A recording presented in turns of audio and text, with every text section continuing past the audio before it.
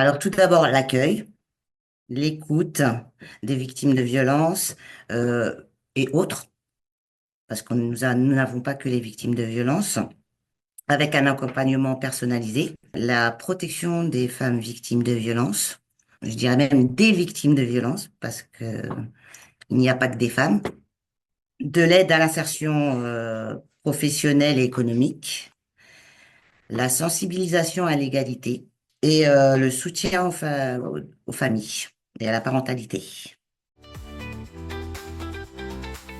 Tout d'abord, quand elles appellent et qu'elles demandent un rendez-vous, je demande pourquoi est le rendez-vous. Généralement, ça va être la séparation, la garde d'enfants, et puis je vais creuser. Je vais poser la question directement.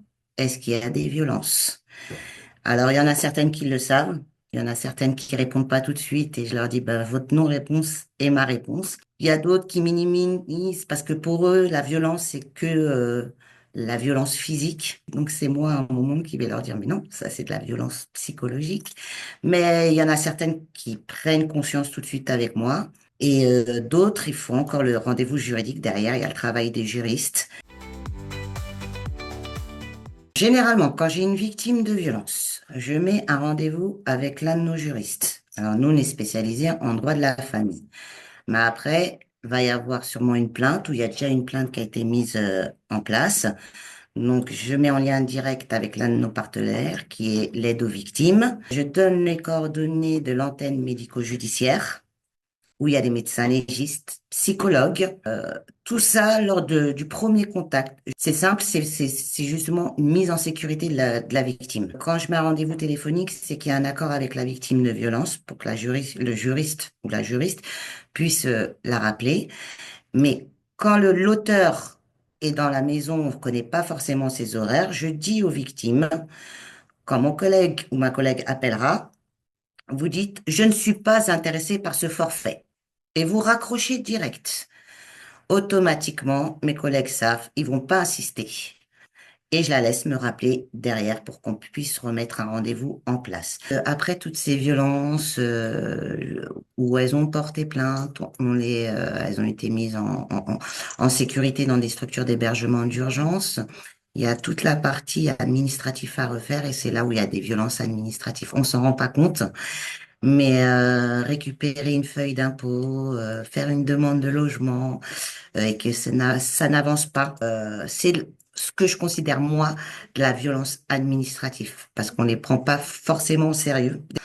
Donc c'est comme ça qu'on perd certaines victimes de violence. Il faut leur redonner leurs droits.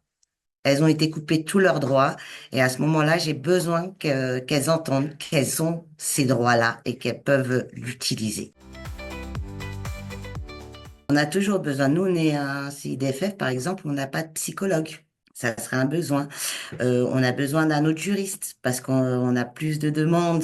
Nous, on a 4 juristes qui font des permanences dans toute l'heure et ils sont exceptionnels, ces juristes-là. On fait des interventions, mais voilà, on n'a pas assez de juristes pour faire ces interventions-là, alors qu'on a besoin d'informer les gens et de plus en plus jeunes maintenant. Mais c'est vrai qu'on a toujours besoin de moyens humains, même des locaux pour accueillir dans d'autres lieux, transport et mobilité.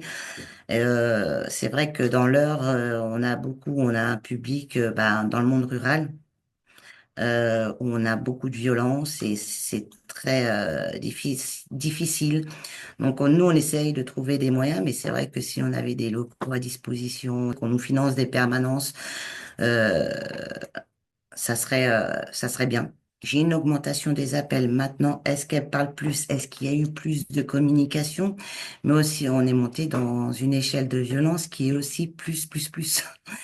Parce qu'on a des personnes qui ont été condamnées et qui recommencent. Depuis que janvier, je suis sur des journées bien chargées.